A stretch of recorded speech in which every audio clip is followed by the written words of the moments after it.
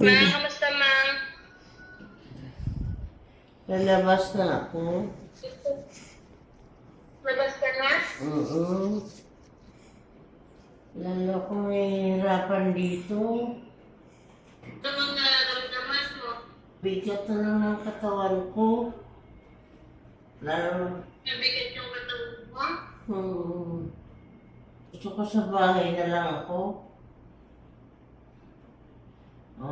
Kunin na lang yung... Hindi mahero mo. Ha? Tumawag kanina si Nino Marina. Nagpapatulong ako na baka ano ko sa PGH. Be, ayaw ko sa ospital, be. Ayaw ko na sa ospital. Ganon din. Ano po ba yung nangyari sa bahay? Basta ayaw ko sa ospital. Ayaw ko mamatay sa ospital. Mas gusto ko pa mamatay sa bahay na lang. Yun, tayo na lang natin yun.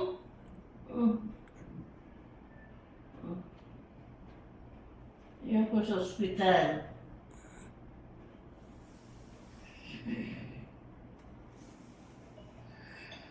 Hindi ba natin mo kaulitin? Ipag ano sa PGH, another proseso naman ng mga laboratory.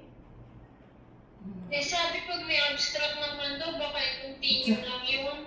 At saka ang isa pa, mga ugat ko wala na. Hirap na sila makita.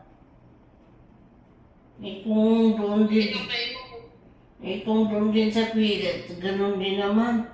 Tusok dito, tusok doon.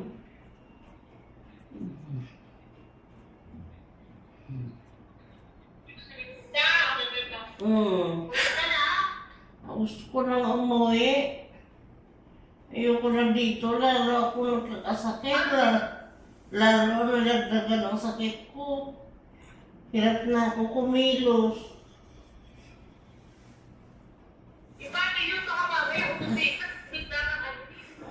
Doon din naman tayo pupunta. Hindi yan, wala pa yan. Nagdasal-dasal pa. Kahit saan ka, kung oras mo na.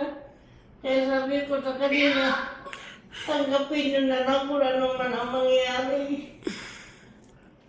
Pagod na pagod na ang katawan ko. Lumalaban ang isip ko, pero yung katawan ko pagod. Kaya sabi ko, uwi na lang ako kaysa na gawin naman ang lahat bago doon din naman pupunta. Lalo na nagdagan ang sakit ko dito.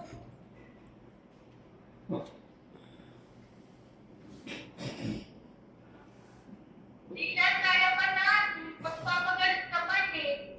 Hindi ka nalalaban ako, pero kung oras mo na, wala na tayong magawa. Ako tanggap ko na. Ha?